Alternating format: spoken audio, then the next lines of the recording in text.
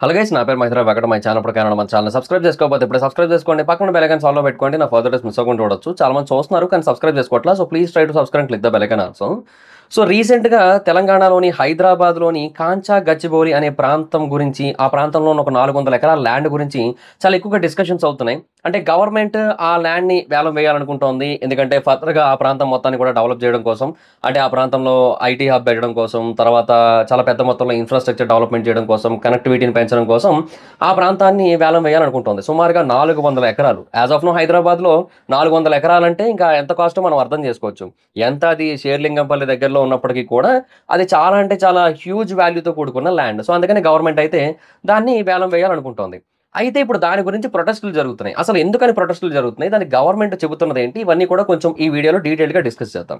So first of all, ఆ land అనేది university of హైదరాబాద్‌కి ఆనుకొని ఉందన్నమాట. యాక్చువల్‌గా యూనివర్సిటీ ఆఫ్ హైదరాబాద్ అనేది చాలా అంటే చాలా పురాతనమైనది అండ్ చాలా పెద్ద ప్లేస్‌లోనే ఉంటుంది అది కూడా. అయితే ఈ యూనివర్సిటీ ఆఫ్ హైదరాబాద్ వాళ్ళ యొక్క ల్యాండ్ ఇది అన్నట్టుగా ఇనీషియల్‌గా కొంతమంది అనుకున్నారు. బట్ అది యూనివర్సిటీ ఆఫ్ హైదరాబాద్ వాళ్ళ యొక్క ల్యాండ్ అయితే కాదని గవర్నమెంట్ అయితే ఒక క్లారిటీ ఇచ్చింది. కాకపోతే స్టూడెంట్స్ అందరూ కూడా ఆ ప్రాంతాన్ని ఎట్టి పరిస్థితుల్లోని కూడా డీఫారెస్టేషన్ చేయకూడదు. అంటే కొట్టేయకూడదు అక్కడ ఉన్న చెట్లని. అండ్ ఆ ప్రాంతాన్ని డెవలప్‌మెంట్‌కి ఇవ్వకూడదు. ఆ ప్రాంతాన్ని అలాగే ఉండనివ్వాలి. ఎందుకంటే ఆ ప్రాంతంలో ఉన్న గ్రీనరీ అనేది హైదరాబాద్‌కి చాలా అవసరం. హైదరాబాద్‌కి కొద్దో గొప్పో బెటర్ ఎయిర్ వస్తోంది అంటే అది ఇలాంటి ప్రాంతాల వల్లే. ఒకవేళ ఈ ప్రాంతాన్ని కూడా కంప్లీట్‌గా గనక నాశనం చేసేసినట్టయితే హైదరాబాద్ ఎయిర్ ఇంకా పొల్యూట్ అయిపోతుంది. ఈవెన్ ఇప్పుడు ఢిల్లీలో ఎలాంటి సిట్యుయేషన్ అయితే ఉందో, అంటే ఎయిర్ చాలా వరస్ట్ క్వాలిటీలో ఉంటది ఢిల్లీలో. అక్కడ ఏక్యూఐ అనేది అరౌండ్ 300 దాకా ఉంటది. కొన్ని కొన్ని సార్లు 300 దాటేస్తది గూడా. ఎందుకంత వరస్ట్ ఎయిర్ క్వాలిటీ ఉంటదంటే దానికి వేరే రీజన్ ఉంది. అంటే హర్యానా, పంజాబ్‌లో ఉన్న ఫార్మర్స్ వాళ్ళ పంటలను తగలబెట్టడం అదంతా ఒక మేజర్ రీజను. బట్ డెఫినిట్‌గా ఢిల్లీలోని పొల్యూషన్ అయితే చాలా పీక్ స్టేజ్‌లో ఉంది, ఎయిర్ పొల్యూషన్. సో ఇప్పుడు అదే కైండ్ ఆఫ్ సిట్యుయేషన్ హైదరాబాద్‌లో కూడా వస్తది. ఇలాంటి గ్రీన్ ఏరియాస్‌ని గనక కంప్లీట్‌గా డిస్ట్రాయ్ చేసేసినట్టయితే అది కరెక్ట్ కాదు అనేది students point of view and at the same time oppositions point of view కూడా. అయితే వాళ్ళు చెబుతున్న ఇంకొక పాయింట్ ఏంటి అంటే, ఆ ప్రాంతంలో సుమారుగా 450 వేరు వేరు జాతుల ఫ్లోరా అండ్ ఫానా ఉన్నాయని చెప్తున్నారు. అంటే రకరకాల చెట్లు, రకరకాల వృక్ష జాతులు, తర్వాత రకరకాల జంతువులు, రకరకాల పక్షులు ఇవన్నీ కూడా ఆ ప్రాంతంలో నివసిస్తున్నాయి. అంటే మీరే అర్థం చేసుకోండి, ఇప్పుడు 400 ఎకరాల ల్యాండ్ ఉంది అంటే, మొత్తం అంతా చెట్లతో నిండిపోయి ఉందంటే, ఆ ప్రాంతంలో డెఫినిట్‌గా యానిమల్స్ అన్నీ కూడా వచ్చి షెల్టర్‌ని ఏర్పాటు చేసుకుంటాయి కదా వాటి కోసం. సో అదే జరిగింది ఇక్కడ కూడా. బట్ వాళ్ళు దాన్ని ఒక ఫారెస్ట్ లాగా కన్సిడర్ చేస్తూ, దాంట్లో అన్ని రకాల వృక్ష జాతులు, అన్ని రకాల జీవజాతులు ఉంటున్నాయి. సో వాటిని గనక నాశనం చేసేసినట్టయితే ఆ జీవులన్నిటికి ఎటు వెళ్ళాలో, ఏం చేయాలో అర్థం కాని పరిస్థితి వస్తదని చెబుతున్నప్పటికీ కూడా, గవర్నమెంట్ దానికి చెబుతున్న పాయింట్ ఏంటి అంటే, అది ఎట్టి పరిస్థితుల్లోని కూడా ఫారెస్ట్ ఏరియాలోకి రాదు. యూనివర్సిటీ ఆఫ్ హైదరాబాద్‌కి దానికి సంబంధం లేదు. అది ఫారెస్ట్ ఏరియా కూడా కాదు అని చెప్తున్నారు. ఈవెన్ లోకల్ కలెక్టర్స్ కూడా ఆ విషయాన్ని ఆల్రెడీ కన్ఫర్మ్ చేశారు. అది పోరంబోకు సర్కారీ ల్యాండ్ అని చెప్పి, అది ఫారెస్ట్ ల్యాండ్ కాదని చెప్పి. సో మొత్తం అంతా క్లియర్‌గానే ఉంది. బట్ ఎన్విరాన్మెంట్ యాస్పెక్ట్ నుంచి గనక చూసినట్టయితే, ఇప్పటికే హైదరాబాద్ అనేది ఒక కాంక్రీట్ జంగిల్‌లా మారిపోయింది.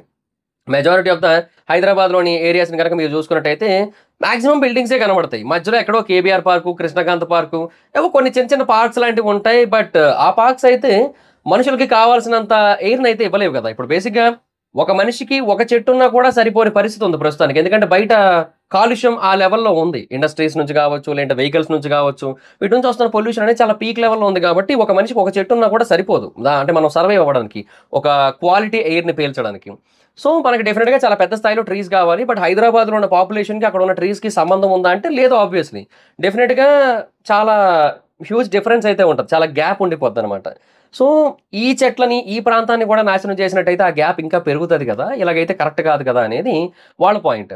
బట్ గవర్నమెంట్ చెబుతుంది ఏంటి అంటే, ఇంకా ఆబ్వియస్‌లీ హైదరాబాద్ అనేది డెవలప్ అవుతూనే ఉంటుంది.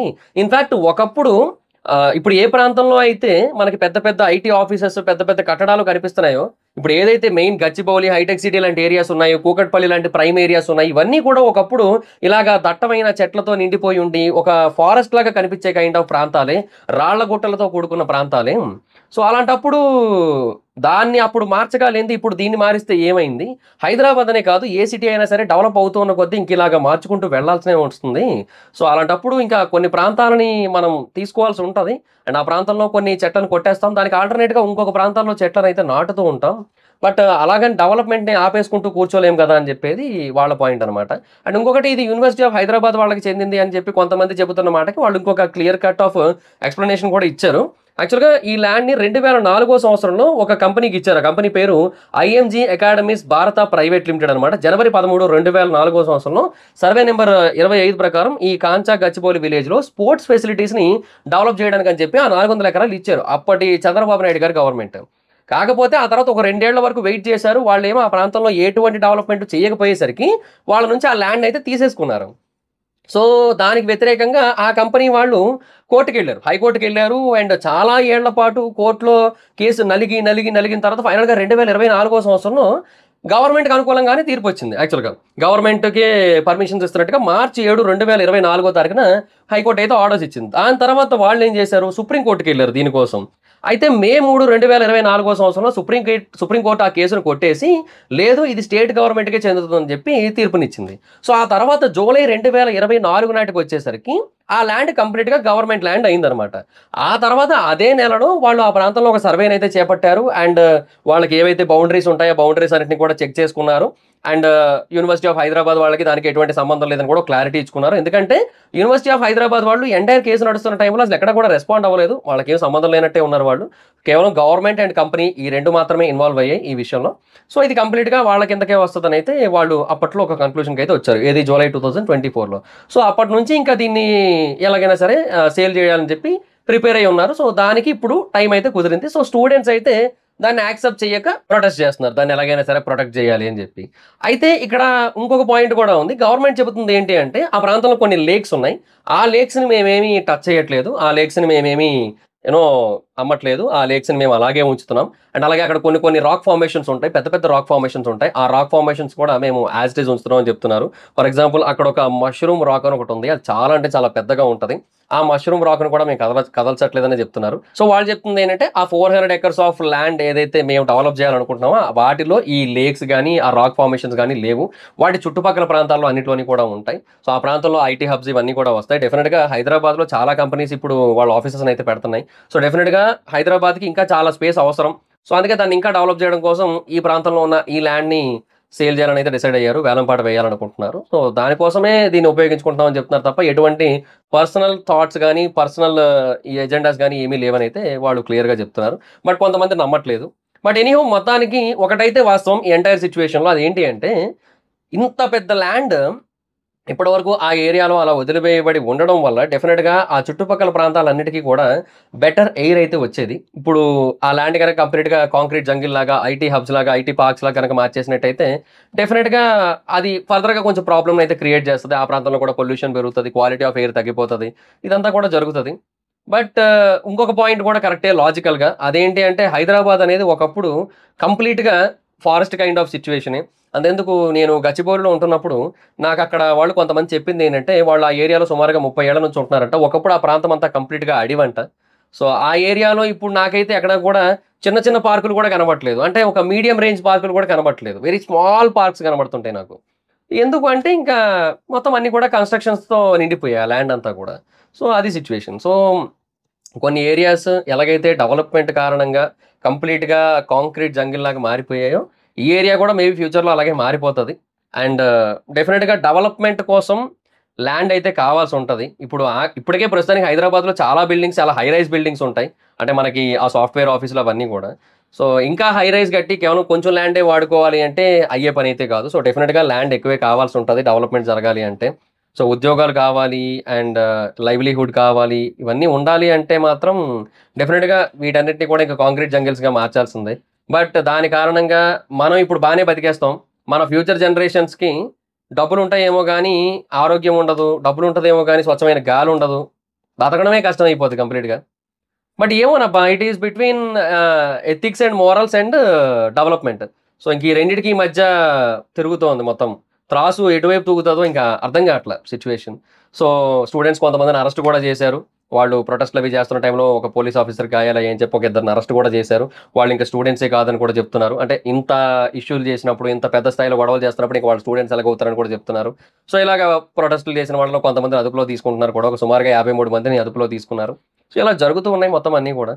వాటెవర్ ఇట్ ఈస్ ఇంకా మనం చేయగలిగేది ఏమైనా ఉందే అంటే, మన ఇంటి దగ్గరలో కొన్ని చెట్లను నాటుకొని, వాటిని బాగా పెంచుకొని, వాటికి బాగా నీళ్ళవి పోస్తూ, మన ఏరియాస్‌ని ఫస్ట్ ఆఫ్ ఆల్ గ్రీనరీతో నిండిపోయేలా చేసుకుందాం.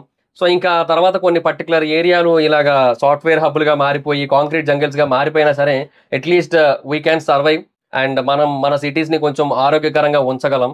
సో, మనం ఎక్కడో చెట్లున్నాయి ఆల్రెడీ పెరిగిపోతున్నాయి కదా! మనకు ప్రాబ్లమ్ లేదని అనుకోకుండా, మన ఇంటి ముందు వీలైతే ఒక చెట్టును నాటి, దాన్ని చాలా జాగ్రత్తగా పెంచుతూ, ఒక పెద్ద వృక్షం అయ్యేంత వరకు దాన్ని చూసుకొని, అలా చేస్తే బావుంటదనిపిస్తుంది నాకైతే. అంటే మార్పనేది మన నుంచే స్టార్ట్ అవ్వాలి. గవర్నమెంట్‌లు మన కోసం అంత ఆలోచించవు.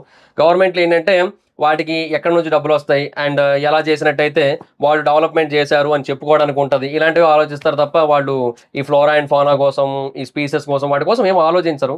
సో, మనమే ఆలోచించుకుందాం. ఈ గ్రీనరీని మనమే పెంచుకోవడానికైతే ట్రై చేద్దాం. మాక్సిమం మన ఇంటి దగ్గర నుంచి స్టార్ట్ చేస్తే బెటర్ అని నా ఉద్దేశ్యం. ఆ తర్వాత ఏమైనా కొన్ని కొన్ని హైవేస్ లాంటివి ఉంటాయి గదా! వాటి మీద కూడా రోడ్డుకి ఇరువైపులా ఆ చెట్లను నాటుతూ, అశోకుడు రోడ్డుకి ఇరువైపులా చెట్లు నాటారంటారు కదా! అలాగే మనం కూడా రోడ్డుకి ఇరువైపులా చెట్లు నాటుతూ అండ్ రెగ్యులర్‌గా వాటికి వాటరింగ్ అది చేస్తూ, కొన్ని ఆర్గనైజేషన్స్ లాంటివి పెట్టుకొని, దానికి ఏదైనా ఫండింగ్ లాంటిది ఏదైనా చేసుకుంటూ, అలా చేసుకుంటూ ఎళ్ళిపోవడమే ఇంకా. నా ఫీలింగ్ అయితే ఇదే. అంటే ఒక పర్టిక్యులర్ ప్రాంతం దగ్గర నాశనం అనేది జరిగింది అంటే, మరొక పర్టిక్యులర్ ప్రాంతం దగ్గర సృష్టి జరగాల్సి ఉంటది. బట్ నాశనం చేసిన వాళ్ళే సృష్టి చేయాలంటే అవ్వదు కదా అన్ని సార్లు. గవర్నమెంటే మళ్ళీ ఇంకో చోట మొక్కలు నాటాలంటే అవ్వదు. సో, ఇప్పుడు అంతెందుకు ఋషికొండను తవ్వారు వైజాగ్‌లో. ఆ ఋషికొండను తవ్వి దానికి ఆల్టర్‌నేట్‌గా 130 చెట్లు వేరే దగ్గర నాటామని చెప్పారు. ఆ కొండ దగ్గర ఏవైతే పోయిందో అది 130 చెట్లే అంటే నేనైతే నమ్మను. సో, డెఫినిట్‌గా చాలా పెద్ద స్థాయిలో చెట్లు పోయి ఉంటాయి. కనీసం ఒక 1000 చెట్లైనా నాశనం అయిపోయి ఉంటాయి ఆ ఎంటైర్ ప్రాసెస్‌లో. సో, నేననేది ఏంటంటే, ఇప్పుడు గవర్నమెంట్ 130 చెట్లు నాటింది. ఇంకా 870 బ్యాలెన్స్ అనుకుందాం. 1000 అయితే, 1000 కాకపోతే వేరే విషయం గానీ 1000 అనుకుందాం. సో, 870 బ్యాలెన్స్ కదా! ఆ 870 మన ఇళ్ళ దగ్గర నాటితే బెటర్ అనేది నా పాయింట్. సో, అట్లాగే ఇప్పుడు ఏవైతే ఇక్కడ చెట్లు నాశనం అవుతున్నాయో, వాటన్నిటిని కూడా మళ్ళీ మనం సృష్టిద్దాం. మనం వాటిని పెంచుదాం. అలా చేసి మళ్ళీ కొంత గ్రీనరీనైతే రిక్రియేట్ చేయడానికైతే ట్రై చేద్దాం. ఇంతే మనం చేయగలిగేదనేది నా ఫీలింగ్. మీరేమనుకుంటారో కింద కామెంట్ సెక్షన్‌లో చెప్పండి. ఈ సిట్యుయేషన్ మీద మీ ఒపీనియన్ ఏంటి? అంటే డెవలప్‌మెంట్ వైపు ఉంటారా మీరు? లేదంటే మోరల్స్ అండ్ వాల్యూస్ వాటి వైపు ఉంటారా? అంటే ఎన్విరాన్మెంట్ వైపు ఉంటారా? మీరు ఎటువైపు ఉంటారనేది కింద కామెంట్ సెక్షన్‌లో చెప్పండి. So, that's guys, this is the video. Video గనుక మీకు నచ్చినట్టయితే లైక్ చేయండి. ఈ వీడియోని షేర్ చేయండి. ఇప్పుడు ఎవరైనా మన ఛానెల్‌ని సబ్స్క్రైబ్ చేసుకోకపోతే ఇప్పుడే సబ్స్క్రైబ్ చేసుకోండి. పక్కన బెల్ ఐకాన్ ఆల్‌లో పెట్టుకోండి. నా ఫర్దర్ వీడియోస్ మిస్ అవ్వకుండా చూడొచ్చు. చాలా మంది చూస్తున్నారు కానీ సబ్స్క్రైబ్ చేసుకోవట్లేదు. So, please try to subscribe, click the bell icon also. నా ఇన్‌స్టాగ్రామ్ ఐడీ ఎవరైనా మాత్రం ఎక్కడొచ్చి ఫాలో అవ్వచ్చు. Thank you so much guys. By by. Meet next video. By by. Hi friends, మీరు ఎప్పుడైనా సరే రూ. 5,000 ప్రొడక్ట్ రూ. 250కి రావడాన్ని గమనించారా? లేదు కదా! కానీ అమెజాన్, ఫ్లిప్‌కార్ట్ లాంటి కంపెనీస్ ఏం చేస్తూ ఉంటాయంటే, కొన్ని గోల్డెన్ హవర్స్ టైమ్‌లో మెగా డీల్స్ ఇస్తూ ఉంటాయి. ఆ డీల్స్ టైమ్‌లో ఒక్కొక్క ప్రొడక్ట్ మీద 90% నుంచి 95% వరకు డిస్కౌంట్ అయితే ఉంటుంది. అయితే ఈ డీల్స్ కోసం మీరు కాన్స్టెంట్‌గా ఆ యాప్స్ చెక్ చేస్తూ ఉండలేరు కదా! కానీ మీకోసం నేను వాటన్నిటిని కూడా కాన్స్టెంట్‌గా చెక్ చేస్తూ ఉంటాను. అండ్ దాంట్లో ఎప్పుడు ఏ డీల్ పెట్టినా కూడా ఇమ్మీడియేట్‌గా మీకు ఆ ప్రొడక్ట్‌ని అయితే షేర్ చేస్తాను. మీరు ఇమ్మీడియేట్‌గా ఆ ప్రొడక్ట్‌ని పర్చేజ్ చేయొచ్చు దాని నుంచే. అండ్ అంతేకాదు, కొన్ని ఎక్స్ట్రార్డినరీ ప్రొడక్ట్స్ ఉంటాయి. వాటిని మీరు బయట ఎక్కడా కూడా చూడరు. వాటి గురించి కూడా నేను మీకు షేర్ చేస్తాను. మీరు సింపుల్‌గా చేయాల్సింది ఒకటే, కింద డిస్క్రిప్షన్‌లో మన టెలిగ్రామ్ ఛానల్ లింక్, మన వాట్సాప్ ఛానల్ లింక్, మన ఇన్‌స్టా బ్రాడ్‌కాస్ట్ ఛానల్ లింక్ ఉంటాయి. వీటిలో మీరు ఏ యాప్ ఎక్కువగా వాడతారో ఆ యాప్‌కి సంబంధించిన లింక్ మీద క్లిక్ చేసి, ఆ యాప్‌లో ఉన్న మన ఛానల్‌ని ఫాలో అవ్వండి. దాంట్లో రెగ్యులర్‌గా చాలా ప్రొడక్ట్స్ అయితే మీకు అప్డేట్ అవుతూ ఉంటాయి. అండ్ ఆ ప్రొడక్ట్స్‌లో మీకు ఏది నచ్చినట్టయితే దాన్ని మీరు కొనుగోలు చేయొచ్చు వెంటనే. సో, డిస్క్రిప్షన్‌లో లింక్స్ ఉన్నాయి. వెంటనే ఫాలో అవ్వండి.